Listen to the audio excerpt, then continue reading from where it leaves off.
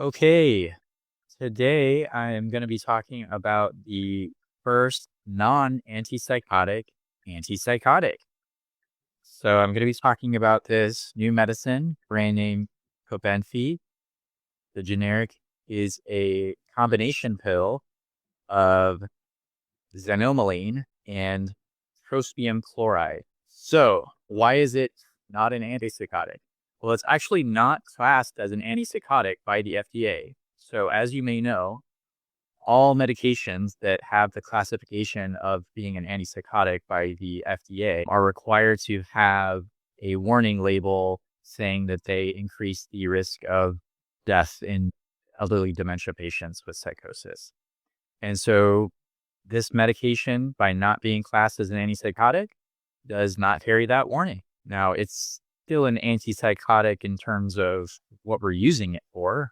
We're using it to treat psychosis, specifically schizophrenia. All right, so what is it?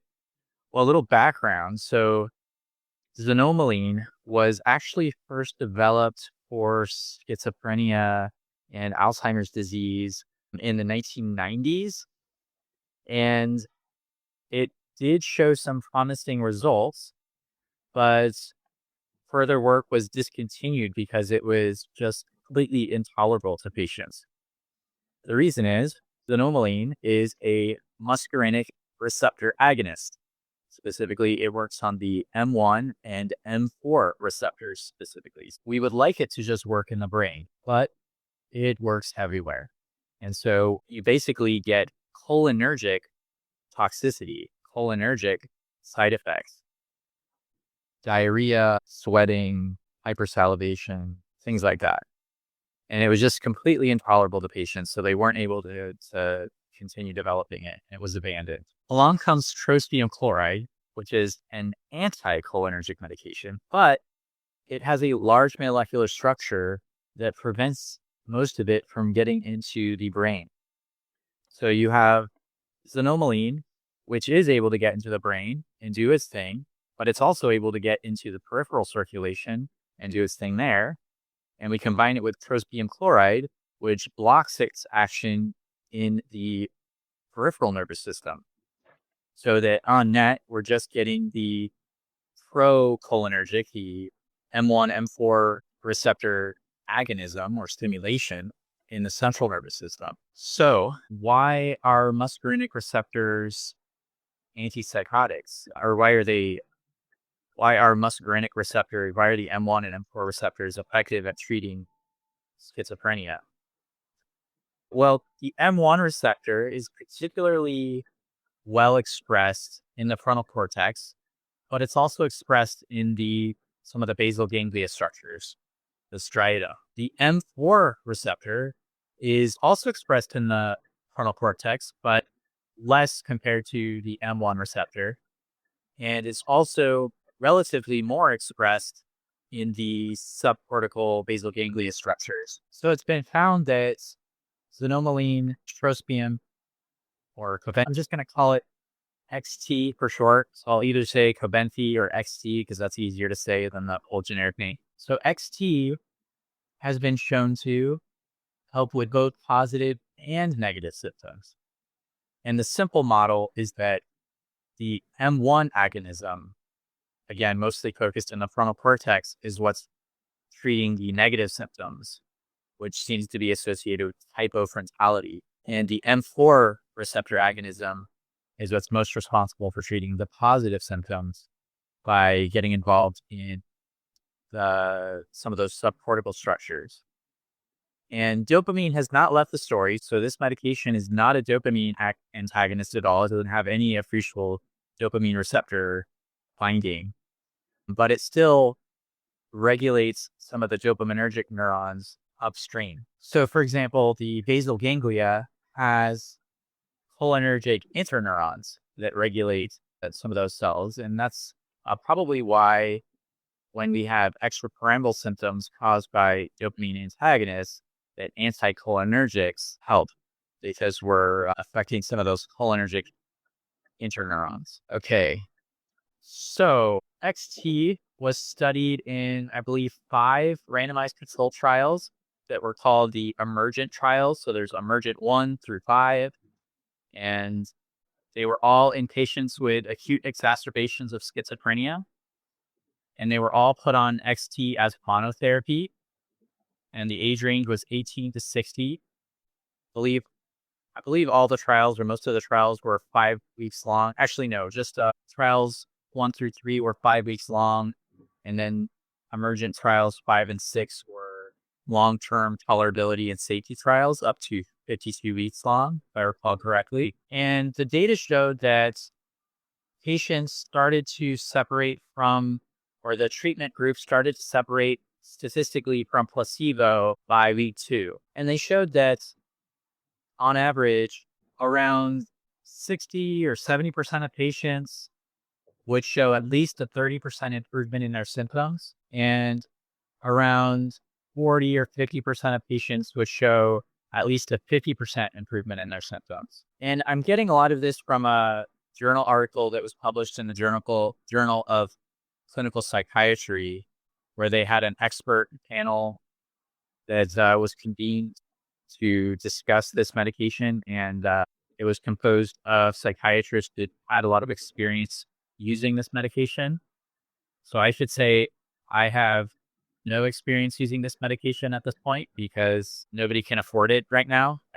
I think it's quite a few $1,000s. And so I just haven't had anybody. I've tried. I've tried. I've had a number of patients that I think it would have been great for, but I just haven't been able to get anybody where it's inaccessible. So all of this is coming from my literature review. So this medicine, XT, it comes in 3 dose forms.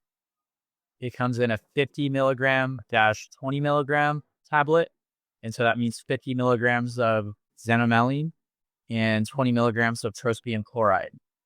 There's also a 100 milligram - 20 milligram tablet and a 125 - 30 milligram tablet. And all of these are dosed twice a day. The starting dose is recommended to be the 50 milligram - 20 milligram twice a day for 1 to 2 weeks before you increase that. Although if you're in the inpatient setting, the expert panel suggests that you can more rapidly titrate than that. So the expert panel also said that although the monotherapy may not be successful completely on its own, they have personal experience where the combination of XT plus a low dose second generation antipsychotic does seem to be effective and well tolerated. And basically XT allows you to get away with a significantly lower dose of a second generation antipsychotic than you would be able to if you were just trying to rely on the second generation antipsychotic.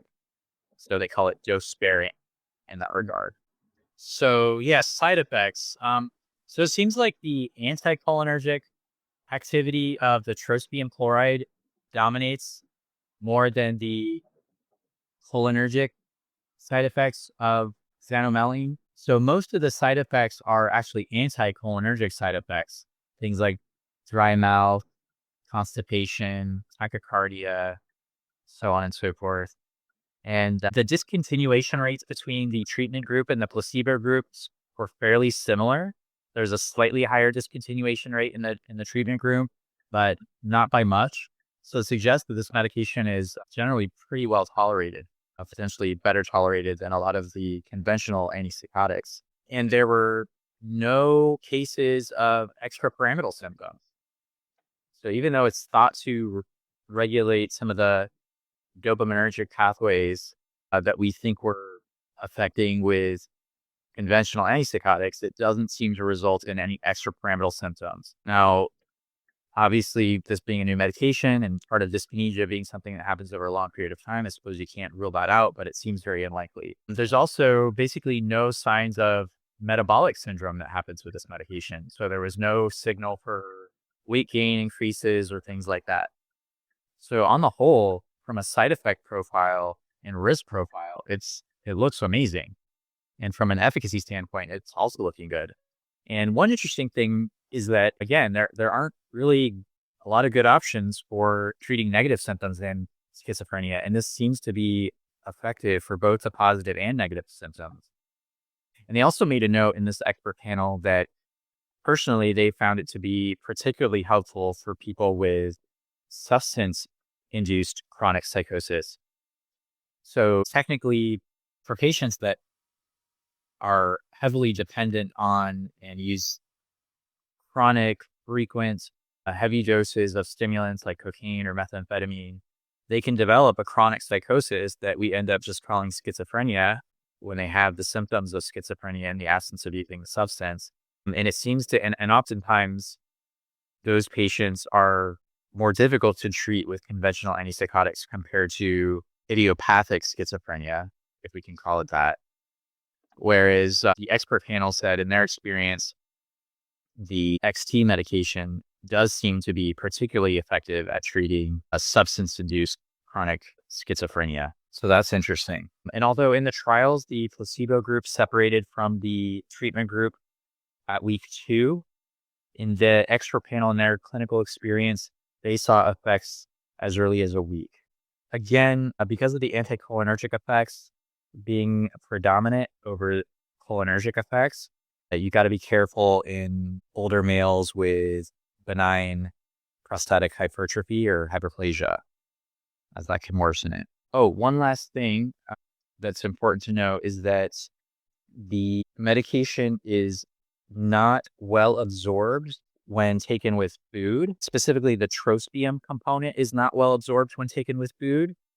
And so you can end up getting a lot more cholinergic side effects given the lack of the trospium being absorbed if you take it with food. So it is highly recommended that you take the medication with an empty stomach. And then one last thing that I'll mention that is important, because nausea is such a prominent side effect with this medication, they do recommend co-prescribing ondansetron, a brand name Zofran, when you start someone on XT, because a high percentage of people get nausea. You don't want them to quit taking the medication right from the get-go because of that. So they recommend just co-prescribing ondansetron Zofran 4 milligrams for at least 2 weeks to start with. And they can take a 4 milligram dose. If they get nauseous, they can give another dose after 30 minutes if the nausea hasn't responded to the first dose. All right. Well, this is an exciting new medication in psychiatry. I'm definitely looking forward to using it at some point in the future if it ever becomes financially accessible for my patients. And hopefully that was helpful.